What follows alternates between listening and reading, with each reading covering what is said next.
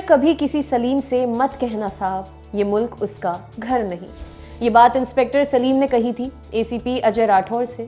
1999 में आई फिल्म सरफरोश में तार को चिट्ठी को समझिए और धर्म की राजनीति से आगे बढ़िए। फिल्म में सलीम का रोल किया था एक्टर मुकेश ऋषि ने। हो सकता है इस नाम से बहुत सारे लोग वाकिफ ना हो, लेकिन उनका चेहरा आप नहीं भूल सकते। क्यों? क्योंकि 90 के दशक में मुकेश को विलन दिए बगैर शायद ही कोई हिंदी फिल्म बनती थी। हेलो, नमस्ते, आदाब, मैं हूं हर्षिता और आप देख रहे हैं मैटिनी शो। मैटिनी शो में हमारे आज के सेगमेंट का नाम है कहां गए ये लोग। आज के एपिसोड में हम एक्टर मुकेश ऋषि की बात करने वाले हैं।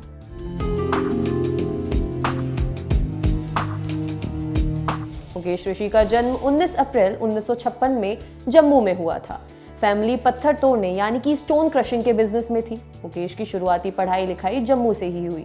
उनकी क्रिकेट में दिलचस्पी थी, इसलिए स्कूल लेवल पर खेलना शुरू कर दिया।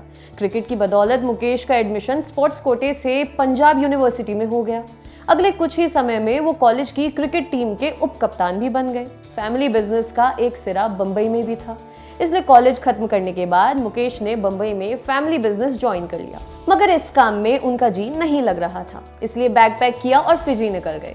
फिजी में उनकी एक जानकार फैमिली रहती थी जिनका खुद का एक डिपार्टमेंटल स्टोर था। मुकेश ने वहां काम करना शुरू कर दिया। दुकान में काम करते करते उन्हें एक पार्ट टाइम कोर्स के बारे में पता चला। इस कोर्स में रैंप वॉक वगैरह की ट्रेनिंग दी जाती थी। कद काठी दुरुस्त थी, इसलिए दुकान से बचने वाले समय में मुकेश ने ये कोर्स ज्वाइन कर लिया।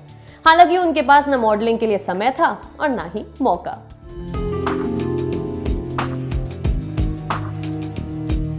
कुछ साल फिजी में रहने के बाद मुकेश को एक बार न्यूजीलैंड जाने का मौका मिला। वो वहां स्टोर मैनेजर की नौकरी करने गए थे। वहां उन्हें एक मॉडलिंग एजेंसी दिखाई पड़ी। पुराना शौक हिलोरे मारने लगा। मुकेश एजेंसी में गए और कहा कि वो मॉडलिंग करना चाहते हैं। एजेंसी वालों ने कुछ सवाल पूछे, साथ ही रैप वॉक करने के लिए कहा। मुकेश ने जो कोर्स फिजी में किया था वो वहां उनको काम आने लगा। मॉडलिंग एजेंसी ने कहा, आप हमारे लिए काम करिए। अगले ही दिन मुकेश को रैंप पर कैटवॉक करना था। मुकेश को कहा गया कि एजेंसी के लिए कपड़े बनाने वाली दुकान में जाकर अपना कॉस्ट्यूम वगैरह ट्राई कर लें। मगर दुकान में मुकेश के साइज का कोई कपड़ा ही नहीं था। इस वजह से उन्हें उस मॉडलिंग असाइनमेंट से हाथ धोना पड़ा। लेकिन उन्हें कॉन्फिडेंस आ गया कि वाकई में वो मॉडलिंग की फील्ड में काम कर सकते हैं। न्यूजीलैंड में अपना स्टोर मैनेजर का काम जारी रखने के साथ साथ वो अलग अलग कंपनियों के लिए मॉडलिंग भी किया करते थे। कुछ साल इसी तरह हासिल करते हुए न्यूजीलैंड में गुजार दिए, मगर उन्हें नौकरी के साथ साथ मॉडलिंग करने में बहुत दिक्कत आ रही थी।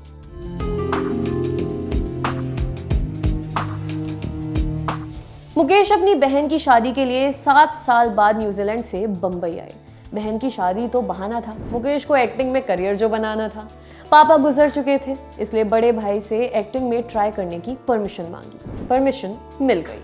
शादी वगैरह से निपटने के बाद मुकेश ने रोशन तनेजा के एक्टिंग स्कूल में एडमिशन ले लिया।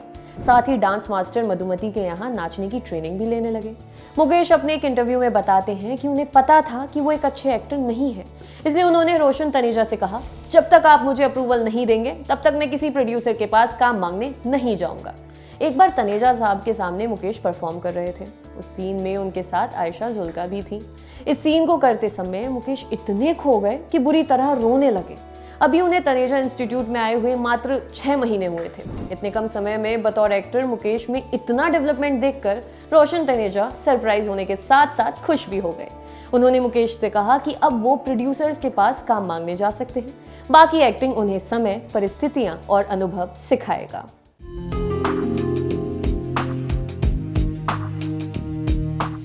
रोशन तनेजा का आशीर्वाद लेकर मुकेश एक्टिंग की फील्ड में कूद गए। प्रोड्यूसरों के यहाँ चक्कर लगाने शुरू किए। इस प्रोसेस में उन्हें ब्लू डार्ट, थम्स अप और एक च्यवनप्राश कंपनी का एड मिल गया। मगर उन्हें एक्टिंग में पहला ब्रेक दिया संजय खान ने। संजय खान मशहूर फिल्म एक्टर फिरोज खान के भाई हैं। पॉप कल्चर में उन्हें ऋतिक रोशन के पूर्व ससुर के तौर पर भी जाना जाता है। खैर, संजय उन दिनों टीपू सुल्तान पर एक टीवी सीरियल बना रहे थे। इसी दौरान उन्होंने मुकेश को काम की तलाश करते देखा। मुकेश अपनी पर्सनैलिटी की वजह से स्टैंड आउट करते हैं। संजय ने उन्हें देखा और बुलाकर अपने सीरियल में विलन मीर सादिक का रोल दे दिया। इस रोल से मुकेश को कुछ खास फायदा तो नहीं हुआ, मगर ये जरूर पता चला कि कैमरा एक्टिंग के लिए क्या क्या और सीखना बाकी है। दिक्कत ये थी कि टीपू सुल्तान में एक्टिंग तो मुकेश करते, मगर उनकी आवाज एनएसडी के एक एक्टर से डब करवाई जाती थी। मुकेश ने कुछ एनएसडी वालों से दोस्ती की कर ली। इसके बाद वो नेशनल स्कूल ऑफ ड्रामा के लोगों के साथ मिलकर वॉइस ट्रेनिंग करने लगे। 1 महीने बाद शो की शूटिंग के दौरान संजय खान बैठे हुए थे। उन्होंने शूटिंग के दौरान मुकेश की बदली हुई आवाज देखी और कहा कि आज से अपने किरदार की डबिंग वो खुद करेंगे।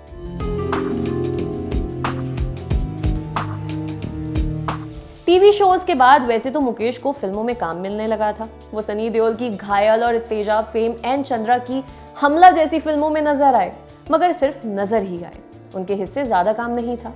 1993 में प्रियदर्शन गर्दिश नाम की एक फिल्म बना रहे थे। इसमें उन्होंने जैकी श्रॉफ, अमरीश पुरी, डिंपल कपाड़िया और सुरेश ओबरॉय जैसे स्टार्स के साथ मुकेश ऋषि को भी कास्ट कर लिया। इस फिल्म में मुकेश ने डॉन बिल्ला जिलानी का रोल किया था। इस फिल्म में लोगों को कायदे से मुकेश का काम देखने को मिला।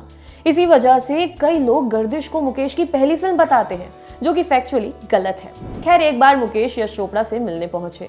यश ने काम के सिलसिले में बात करते हुए पूछा कि वो किस तरह का रोल करना चाहते हैं। मुकेश श्योर थे कि उन्हें अपना करियर नेगेटिव रोल्स में ही बनाना है, इसलिए उन्होंने यश से कहा कि वो विलन का रोल करना चाहते हैं। यश चोपड़ा ने कहा कि उनकी फिल्मों में तो विलन होते ही नहीं है, वो तो रोमांटिक फिल्में बनाते हैं। मुकेश ने कहा कोई बात नहीं।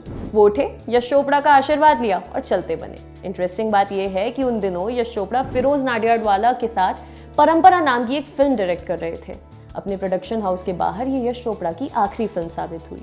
खैर, इस फिल्म में विनोद खन्ना और सुनील दत्त के साथ आमिर खान और सैफ अली खान भी काम कर रहे थे। यश की इस फिल्म में मुकेश ऋषि भी नजर आए थे। उन्होंने सुनील दत्त के किरदार ठाकुर भवानी सिंह के खास आदमी का रोल किया था।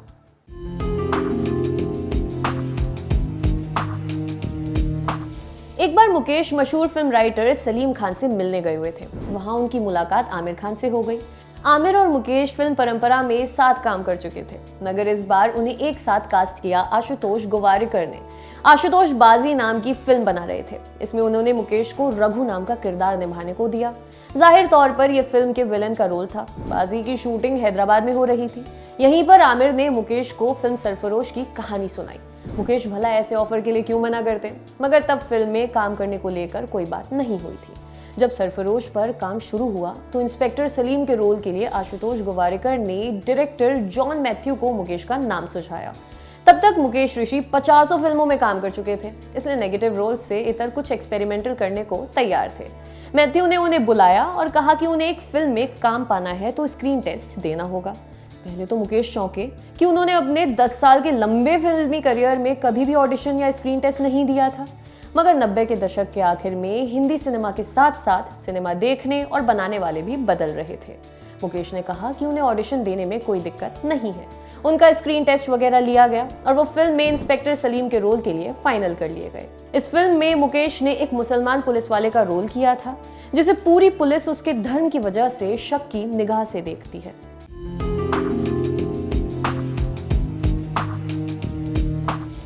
मुकेश ऋषि ने अपने करियर में अलग अलग भाषाओं में 100 से ज्यादा फिल्मों में काम किया, मगर उन्हें याद रखा जाता है कांति शाह की 1998 में आई फिल्म गुंडा के लिए। ये एक शिपयार्ड में काम करने वाले कुली शंकर के बदले की कहानी थी। फिल्म में मिथुन चक्रवर्ती, शक्ति कपूर, रामी रेड्डी, दीपक शिर्के और मुकेश ऋषि जैसे एक्टर्स ने काम किया था। इस फिल्म की 3 खास बातें थी। पहली बात यह कि इसे सी ग्रेड फिल्मों के एक ए ग्रेड डायरेक्टर कांति शाह ने डायरेक्ट किया था। दूसरी दिलचस्प बात यह कि इस फिल्म को बिना स्क्रिप्ट के बनाया गया था। फिल्म के राइटर बशीर बब्बर एकदम सस्ते बजट में बन रही इस फिल्म के डायलॉग्स एक्टर्स को सेट पर ही लिख कर देते थे। तीसरी और सबसे जरूरी बात यह कि इस फिल्म के सारे डायलॉग्स शायरी की भाषा में लिखे हुए थे, जो लोगों की जुबान पर चढ़ गए और गुंडा को कल्ट फिल्म माना जाने लगा। मुकेश ऋषि ने इस फिल्म में बुल्ला नाम के गुंडे का रोल किया था, जो हर बात में कहता था, मेरा नाम है बुल्ला, रखता हूं खुल्ला। मुकेश गुंडा में अपने डायलॉग के बारे में कहते हैं कि फिल्म में जितने भी डायलॉग्स उन्होंने बोले, उन्हें वो बोलने में बहुत ही शर्मिंदा महसूस कर रहे थे। उन्हें इस बात की फिक्र थी कि ये चीज़ें स्क्रीन पर कैसी दिखेंगी और इन्हें देखेगा कौन। मगर बीतते समय के साथ गुंडा के डायलॉग्स टाइमलेस माने जाने लगे। मीम्स की दुनिया में इस फिल्म ने अपना अलग रुतबा कायम किया और मुकेश ऋषि अमर हो गए।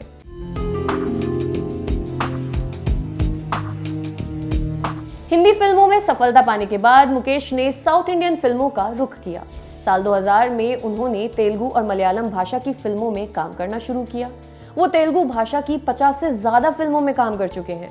हिंदी फिल्मों में अब मुकेश हमें भले नजर नहीं आते, मगर साउथ इंडिया में उनकी फिल्में खूब धमाल मचा रही हैं। वो 2019 में महेश बाबू की फिल्म महर्षि और Chiranjeevi starrer big budget film Saira Narasimha Reddy में दिखाई दिए थे।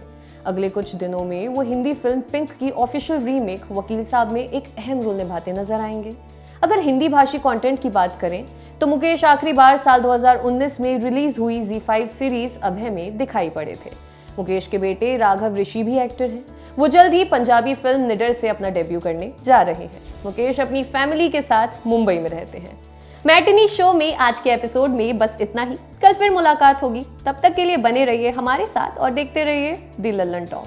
शुक्रिया।